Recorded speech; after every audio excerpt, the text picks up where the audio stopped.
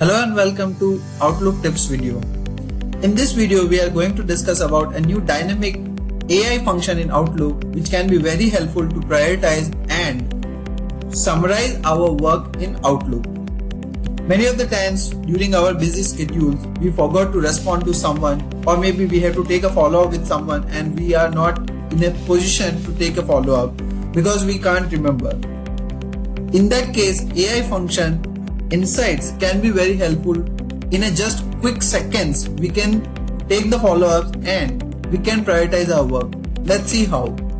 We'll go to Inbox and just click on any of the mail in the inbox. Then click on Home tab, and under the Home tab there is a new button called Insights.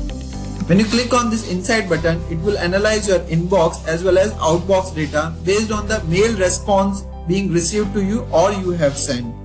And it will summarize the insights in how many outstanding tasks you have, what are the upcoming meetings you have, then what are the important people you have to get in touch with them, and similarly what are the documents which were shared to you using OneDrive links and all, and you haven't opened that OneDrive links, like that. When you click on each of the tab, you will get a detailed insight. For example, when you click on outstanding tasks, that person has written to me like, kindly send me Excel file.